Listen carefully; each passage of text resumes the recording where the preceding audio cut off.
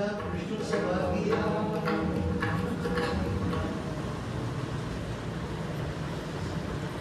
तो झोपलाय आणि मग त्याला उठवायचं. बरोबर आहे नरेंद्र दादा? काय झोपला की त्याला. माझा प्रश्न आहे तुम्हा सगळ्यांना, देव झोपतो का? मी काय इन्स्पेक्शन आलेलो नाही, किल्ल्यात बोलू नका. देव झोपतो का?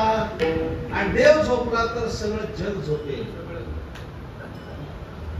आपण सुद्धा भजन करता करता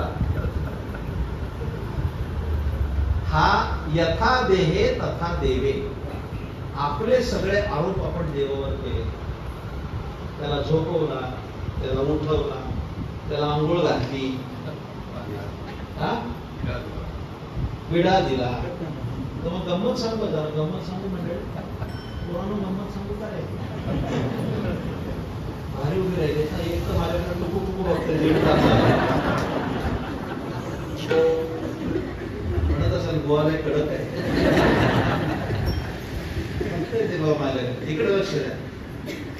तुम्ही जगन्नाथपुरीला जा. आम्ही जगन्नाथपुरीला गेलो 8 दिवस आहे. ऐकायचं का? तर जगन्नाथपुरीला एक चंदन तलाव, तिथं देव नौका विहारायला येतात. नौकेत बसून ती मूर्ती जगन्नाथाची 7 दिवस नौका विहार असतो. अख्खे लोक येतात बघायला, तुफान गर्दी देवाला नौकेत बघायला. आणि पिंपळे ऐका, ज्यावेळेस ते देव फिरून येतात 9 दिवस, 3 दिवस मंदिर बंद. आप्पा 3 दिवस मंदिर बंद. आम्ही विचारलं का बंद? देवाला सर्दी झाली. काय झाली? 9 दिवस तो तिकडे तलावात होता, त्याला सर्दी झाली. त्याला कशी सर्दी होईल? 3 दिवस बंद का? 3 दिवस त्याला काढा पाजताय. जगन्नाथाला काय दिला जातो? काढा. आपण नाही का 2 वर्ष पित होतो?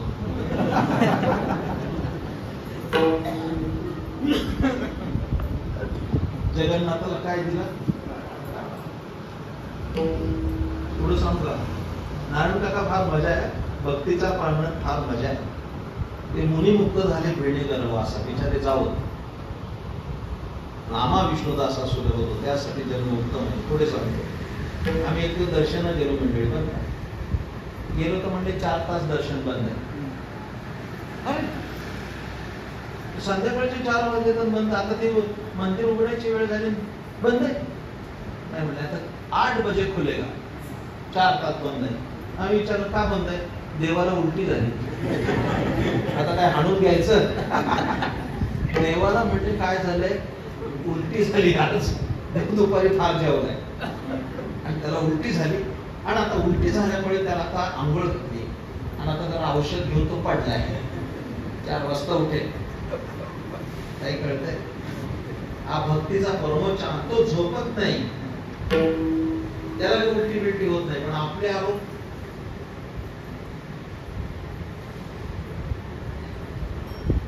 वाजले.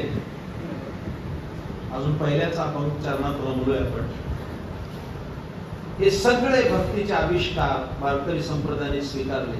त्याला झोपवलं, त्याला उठवलं, त्याला कपडे घातले, त्याला किती सुंदर केलाय पोशाख.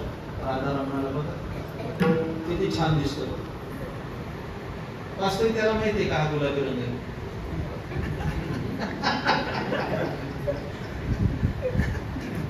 रंग नहीं रूप नहीं परिवर्तन छाया.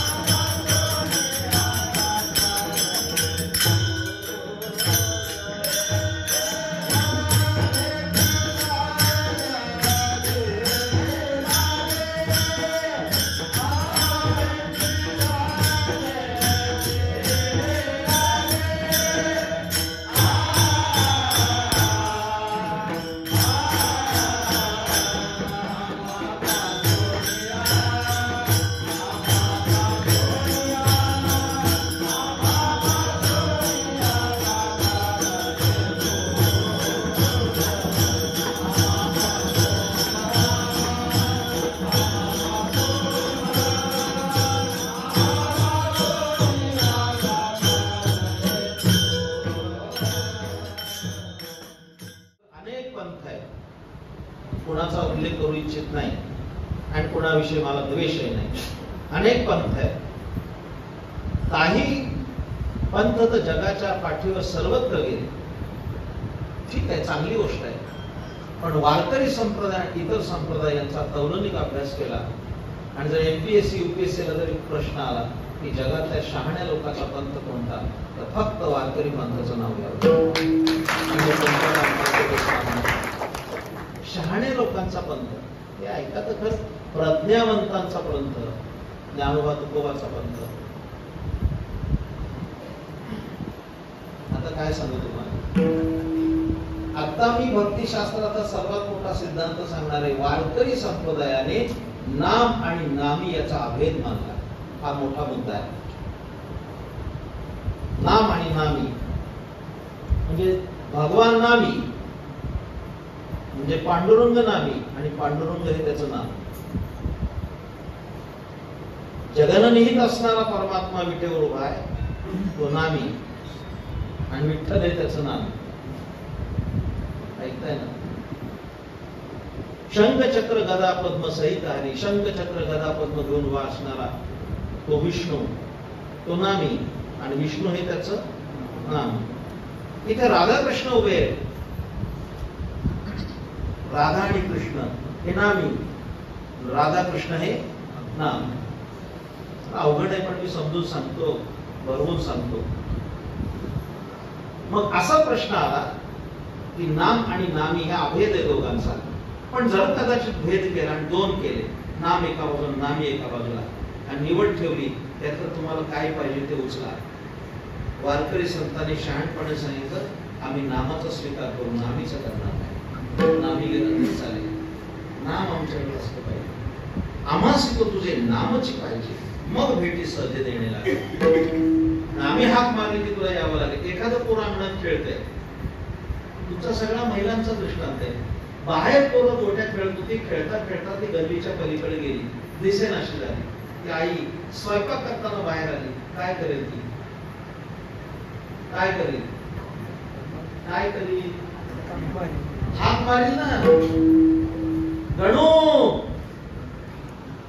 पलीकडच्या गेल्याचा गंडू अलीकडच्या आईकडे आला. हा गाई कुठे गेला होता? मित्राकडे गेलो होतो. गणू नामी, गणू नाम. गणू पलीकडे गेला, नाम हाक मारल्यावर, हाक मारल्यावर गणू परत आला. तसं पांडुरंग तुला जायचं तिकडे जा, हाक मारलं की तुला यावं लागेल. नाम आमच्या हातामध्ये. हा मोठा सिद्धांत आहे. नामी बाजूला सारला, नाम स्वीकार सांगितलं. आतापर्यंत आमच्या चुका झाल्या, पण आता आम्ही शहाणे झालो. देवा आम्हाला बरोबर सांग. भोळी भक्ती आम्ही चुकलो होतो होळी भरते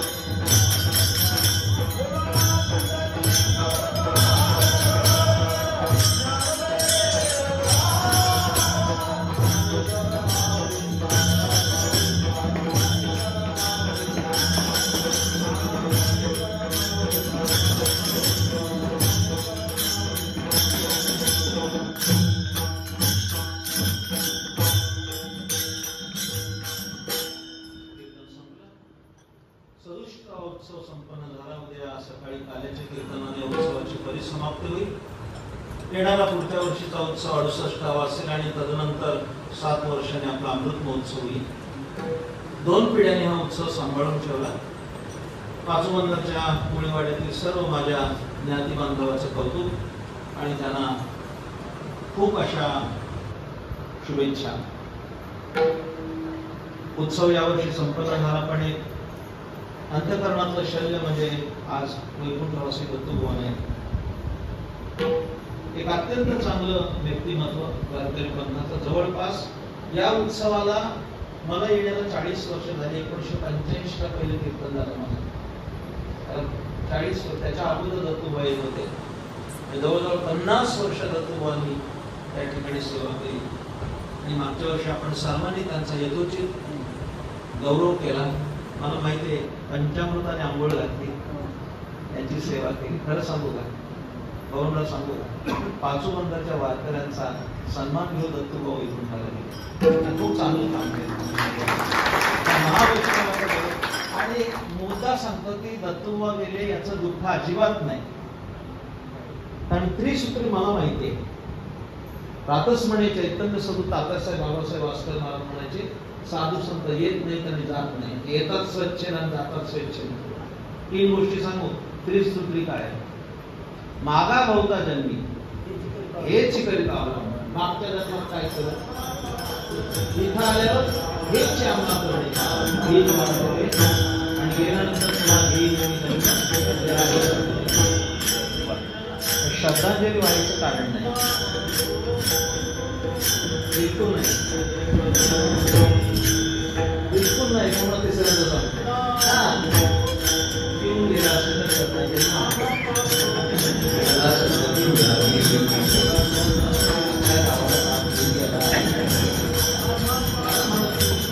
ज्याने आयुष्यावर भाषण केलंय ते मरणाकडे घेऊन गेले, पुण्याच्या आधी दुसरीकडे जे मरणाकडे मिळवून गेले मरणाच्या अगोदर मला प्राप्त झालेलं महात्मा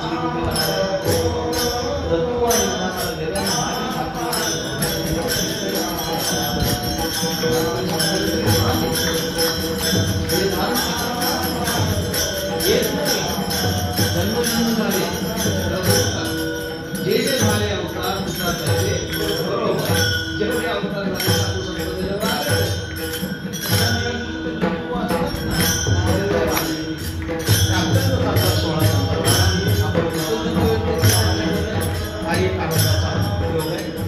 तेव्हा सर्व गोरेकर मंडळी पण आले. आज मला समाधान आहे की टाळकऱ्यांची संख्या समाधानकारक आहे. लहान मुलं पण छान आली.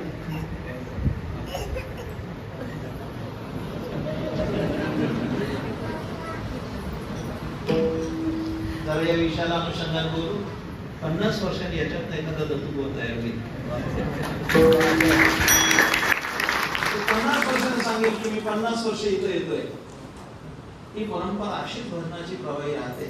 त्या मुलांना पण मंगल आशीर्वाद देतो आणि समारोपे करतो. तुम्हाला सर्वांचं, माता भगिनींचं आणि सगळ्यांचं कौतुक. आणि सगळ्या ज्ञाती बांधवांना मला सांगायचं आहे की हा उत्सव आपला सर्वांचा आहे. सर्वांनी आपल्या संपत्तीतला काही हिस्सा याला दिला पाहिजे, तर हा उत्सव चांगला होईल.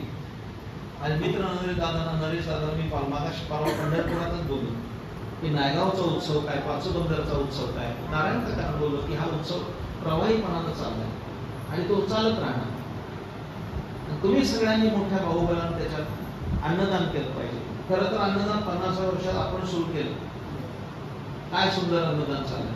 दोन्ही वेळेला अन्नदान त्यावेळेस होत होतं. ती परंपरा चालू राहिली. येथे एक शीतल्या होय कोटी कुळाचे उत्तर.